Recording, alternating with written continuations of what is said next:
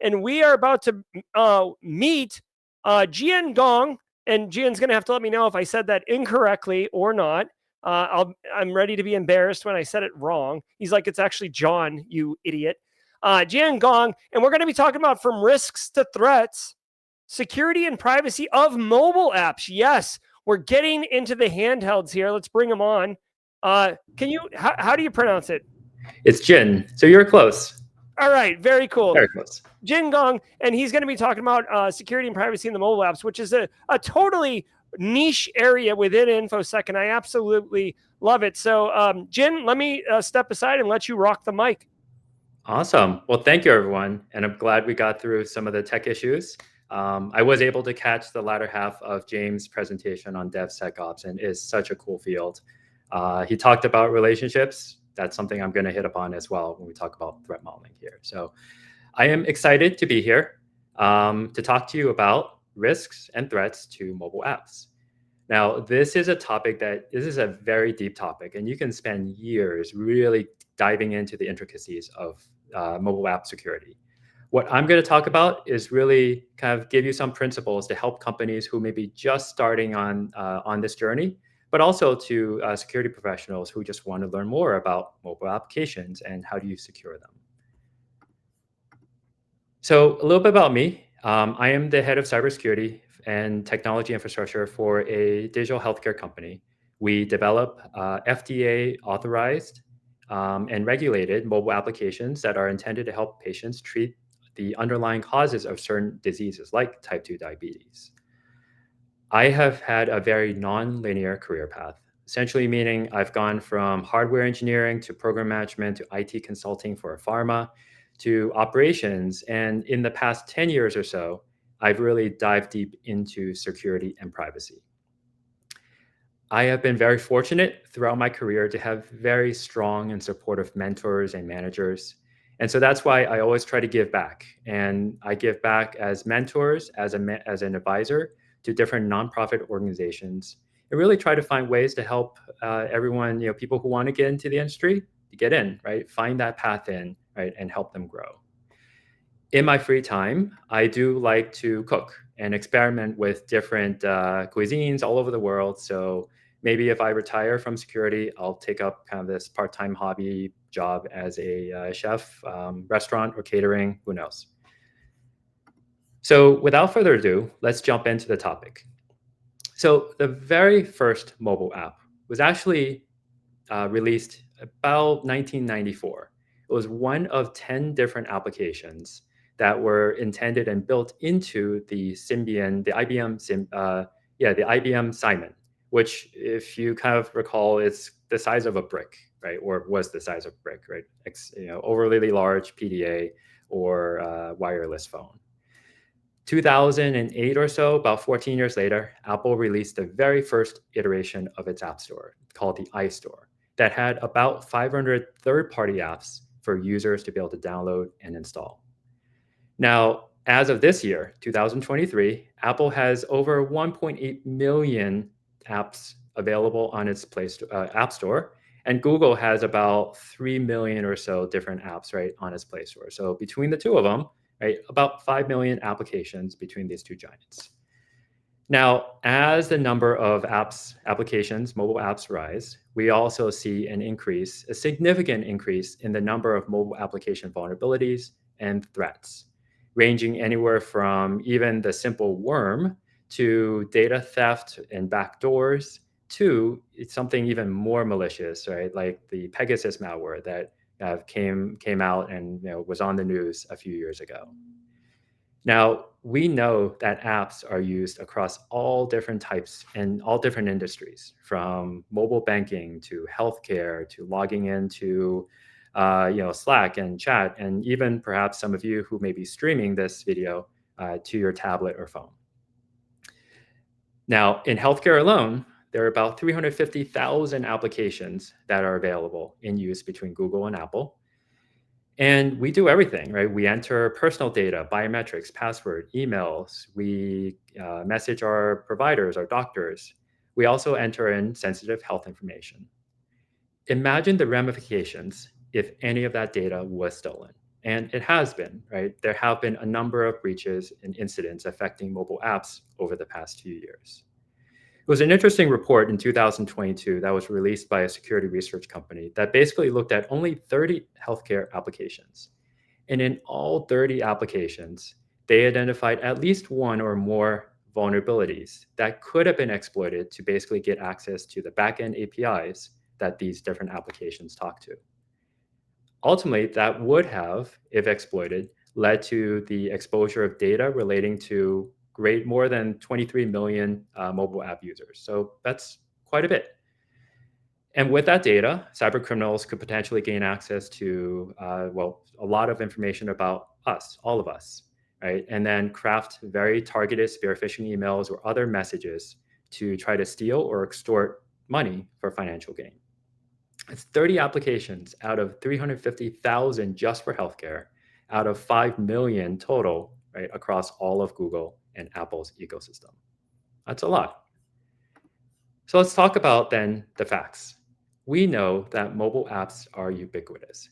We use it daily, right? And we interact with these mobile apps on a regular basis. Some of us may interact with them, right, on an hourly basis or minute by minute. A lot of these mobile apps are very important to companies in terms of revenue. And I think there was a recent study this year that looked at kind of that growth in revenue for companies that do rely on their mobile apps to generate that money. And we're talking about somewhere on the order of $1 trillion gathered through mobile apps, either through subscription or advertising or other methods of payment. That's a lot. And at the same time, we know that threats to these different mobile apps are continuing to increase at an exponential rate. So, what are some of these threats? So, we're going to start going through the wheel and kind of talk about some of these in a little bit more detail. Mobile apps, just like any other software, right, is going to collect data, it's going to store it, process it. In many cases, store that data on the device itself or in memory. And if that data is not properly protected with encryption keys or hashing and so on, right, any criminal who gets access to the phone or directly or through a virus could potentially gain access to that data and read that data, right, that it has on us. These mobile apps communicate with backend APIs, whether that's something that the company hosts or third-party APIs for other services. And that traffic could be intercepted using standard proxy man-in-the-middle type attacks and replayed to exploit potential vulnerabilities, right? Very much like what we just talked about a couple slides ago with those healthcare applications. And at the same time, those APIs, because they are exposed on the internet, are susceptible to distributed denial of service, brute force attacks, or just bot-based attacks through scraping and other means. And these applications, because they sit on a device that is outside of our control, could have issues with weaknesses in different communication protocols or other device services like Bluetooth that could be exploited to then gain access to the application data or the binary itself. Oh, and speaking of the binary, those binaries, which are essentially as packaged as source code, can be deconstructed and reverse engineered by cyber criminals to gain access to any secrets that may be inadvertently left in the code or other intellectual property. And because these apps do sit on devices that are outside of our control, right, people's smartphones or tablets, those devices could be stolen or lost. And if those devices are not properly protected by strong passwords or biometric, someone who has access to that physical access to that device could now get access to our app and the data that's stored on there. So there's a lot to really think about, and perhaps a few other considerations even beyond that. So just like any other software, these mobile apps use packages and libraries to provide us with services and capabilities that we can use from open, in the open source world. Malware or other malicious code that is embedded in some of these third-party libraries, if not properly controlled, could be used to then create backdoors or inject other types of malware onto our app and onto the device itself. And that's not to mention now these apps, like other software that we use, use trackers to then identify user activity for both internal use, for analytics, for marketing. And if the use of those trackers are not properly cataloged and understood and match up to what the users are expecting to see in the privacy policy, it could then subject the company to additional privacy risk or non-compliance with regulations like GDPR, which ultimately then ties back to another privacy concept around explicit consent. And how do companies use that data that they collect right from users on the mobile app, whether they use it internally for analytics and product improvement, or perhaps they sell it to third parties, right, who then repackage it for advertising, targeted ads, marketing, newsletters, and other purposes. So there's a lot to consider when we think about mobile app security and mobile application threats. Ultimately, what the question that we're trying to ask is, what are these security and privacy risks to the company, to the mobile app users, and their data? And hopefully by the end of this presentation, we'll have a much better idea of how to even approach this question. Because just starting out, it may feel like we're playing a game of Where's Waldo, right? Trying to figure out, where do we start? What do we look for? Because there is a lot of different paths that we can pursue. And bonus points if anyone does spot Waldo, except ignore the one that's up front. But if anyone spots Waldo in this picture in the next few seconds, bonus points to you. What I like to do is then to talk about 4 principles that you can apply to help companies, right, get to that point and really help companies evaluate the risks and the threats to their mobile applications. We start with the software development lifecycle. And James actually talked a little bit about that around DevSecOps in the previous presentation, right? Building in security guardrails into your SDLC from design, development, build, and deployment into production. Number 2, augment your threat analysis, augment your security tests with in-depth threat models, looking at different use cases and scenarios. 3, deep dive into the application binaries to identify potential vulnerabilities, secrets, trackers that may be embedded in your code, in the binary itself. And then 4 is always, don't forget those APIs. Being able to identify all the different API endpoints that your mobile app talks to and conduct tests, scans, and so on to identify potential vulnerabilities in those different APIs. So let's start with the first principle. Focus on the SDLC. Right? It's important as we go through this to really double down on the fundamentals. Right? We talk about this when we develop software, web applications, static code analysis, secure software composition analysis, right? Dynamic analysis, penetration tests, vulnerability scans, and so on. What is important here, aside from those fundamentals, is that feedback loop back to your development and your product teams. In the previous presentation, I think there was talk about the relationships and so on. This is an important point to be able to create those strong relationships, have the dialogues with your product teams as you relay security vulnerabilities from these different scans. And here it's important to focus on not just what is vulnerable, but what is exploitable. Right? That is one way that you can try to minimize or reduce the total number of vulnerabilities to something that is perhaps a little bit more manageable and also prioritized. For mobile applications, you're looking at not just the immediate, the third-party libraries if you're using Java, but also the different build files for iOS and Android. Right? And taking that deep look across all these different files and all these different dependencies that you're using to build and deploy your mobile application. But then also embedding your security tests, right, through your build process, whether you're using Jenkins or Circle CI or something, or putting that as part of your PR checks before any changes could be merged right into the subsequent branch. And then kind of building on top of that is then, well, let's not just look at the CVSS because some of those may be misleading, but also try to dig a little bit deeper, perhaps something that's a little bit more custom to the company, but look at what can be exploited. If there are specific methods or functions, right, that the library that you use from that library, then that may help you with prioritization. But if there's vulnerabilities with methods or functions that you don't use at all, then that may help deprioritize a particular vulnerability and a particular fix for the development team. And then finally, making sure that your security scans also look at infrastructure as code, whether it's Terraform or CloudFormation, as well as Python or JavaScript code that you use for AWS Lambda or other serverless functions.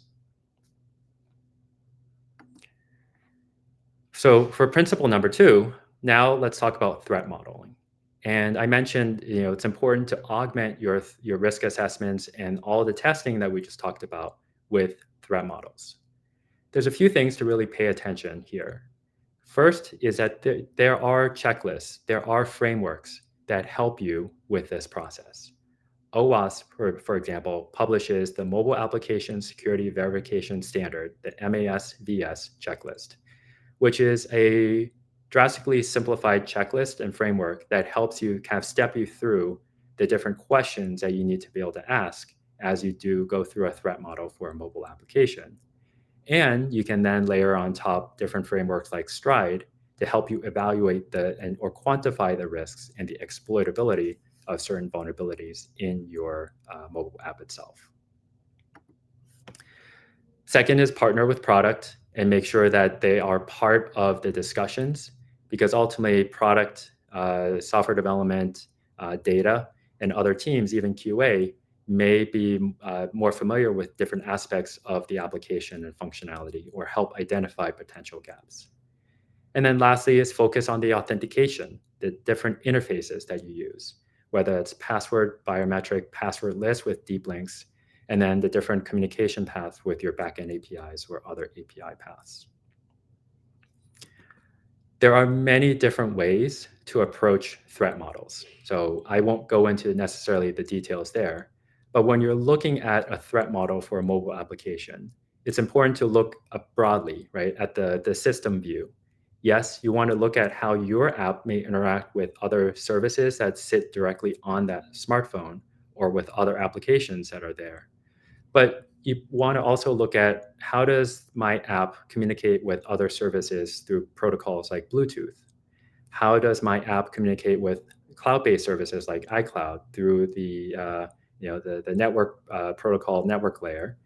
What type of data does it share with these different services? How do I talk to the wireless router or to the cellular network? And then ultimately, what kind of information do I share and exchange, right, with our backend services? How do I authenticate to those backend services that may be in AWS, Azure, Google, you name it. So it's that broader system view, because ultimately, a vulnerability that may be upstream or downstream from your app could be exploited to then allow an attacker to get access to your app binary or your application data. Principle number 3 is that deep dive into the binaries. And you follow a lot of the same principles that we talked about with SDLC, right? Scan the binaries using static and dynamic analysis with open source tools that are readily available. And what you're looking for are these hard-coded secrets, the permissions, the certificates that may be used, right, to pin the communication paths, and other sensitive information that may be missed with some of your static analysis. It's also a way to get that catalog of all the different trackers that your app uses and make sure that that marries up with what you're expecting in terms of the privacy policy, or that what some of the other teams like marketing may be using to gather information about usage. And the good news here is that there are a lot of open source tools that are available, like MobFS, something that you can get set up in a few minutes, have access to a binary, and basically run a fairly detailed analysis of that binary to understand the network security, your certificates, the manifest, the code, trackers, right, secrets, and so on. And then be able to generate actionable reports out of that you can then discuss with your product and your software development teams. And by the way, you can also then run run your application on an emulator to see how it actually performs and run more dynamic scans using these open source tools to see, are there any vulnerabilities as your app is actually running, right? As it's perhaps communicating with some of these backend APIs. And then fourth, well, don't forget those APIs, right? And a lot of these kind of stem from different vulnerability scans that you could run against your APIs, and follow certain frameworks like what's published by OWASP, by MITRE ATT&CK, right? In order to help you evaluate the risks of these different API endpoints and the risks of these different vulnerabilities. And again, right, this is something that you can use to you can use standard tools, open source tools like Burp Suite, and basically set up proxies to intercept traffic from your mobile app to the backend APIs to capture all different types of request headers, responses, to gather these different authorization tokens or session cookies. Because ultimately, what you want to be able to do is to mimic or simulate actual behavior, actual operation, right, of the mobile app as it talks to all these different backend services, and then pass this file over to your software that you use to run vulnerability scans to give you a very deep and accurate view of application vulnerabilities, right, and application performance. So there are other principles that we can talk about, that we can dive into. Ultimately, what we're trying to do is to answer that question. What are the security and the privacy risks? And by taking some of the principles that we just talked about today, it really gives you an outcome, right? The outcome of it, it gives you that set of risks and some potential mitigations, right? What can you do in order to mitigate some of those risks? It can help you prioritize the mitigations and the controls that you may want to implement or put forth in front of your product teams, but also risk acceptance, right? In some cases, because these applications run on devices that are completely out of our control, we may not have any ability to influence some of those controls. So there is some level of risk acceptance. And then finally, the output is also potential inputs, right, into our data flows, data maps that we may need for GDPR, CPRA, and other privacy regulations. And as a bonus, we can also use these outputs to then inform our pen tests or other types of security tests. And that then creates this more kind of this feedback loop, right? As we take the outputs from our pen tests to then inform our threat models, right, and go back and forth, it allows us to get into this continuous cycle, this continuous process of evaluating risk, mitigating it, and then repeat and rinse. So hopefully you're able to kind of take away some of these principles, and hopefully you're able to apply them. Ultimately, what I want all of us to take away from this presentation is really these three, right? Mobile apps are ubiquitous. They are important sources of revenue, and or they may drive user experience for many companies, right, and their different products.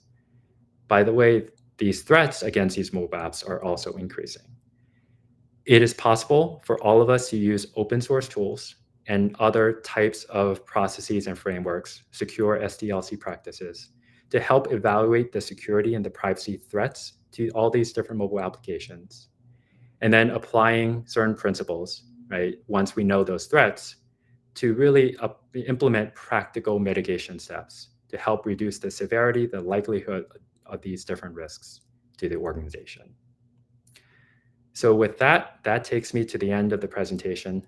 Thank you everyone for your time, and thank you to Simply CyberCon for this opportunity. Heck yeah. And everybody, there is Jin's LinkedIn URL. Go ahead and screen cap that. Connect with him. You definitely want to join Jin. Jin, first of all, I got to tell you, I loved that. Cloud security and mobile security are two areas that I'm particularly weak at. We can't all be good at everything. And those are two areas that I've decided in cryptography. That I've decided I'll just leave it to someone else to be really good, and then I'll stand on their shoulders. So I found that talk enlightening and very interesting, and I genuinely appreciate it. I did share out the OWASP mobile application security verification standard with chat. So go ahead and grab that. That seems like a great resource. I didn't even know it existed. It looks very well thought out. So Genuinely appreciate that. Also, just want to say shout out to you. Your presentation delivery, you clearly have a lot of experience presenting, because your delivery is smooth and like it's just really well done. So I genuinely appreciate Thank you. you coming today and talking with the Simply Cyber community, being part of the initial Simply CyberCon. I don't know if you have any time, Jen, but if you could, go over to the Discord server. If you have questions for Jin, if you want to talk about mobile application security, privacy, if you want to know even APIs, like that, all the API stuff you talked about, that's a huge area of research right now that's definitely warranted. So go over to the Discord server and connect with him either in the Track One chat or the general chat, either one that works for you, Jin. And we'll see you over there. And thank you very much. Appreciate it. I'll be there. Thank you, everyone. All right, cool.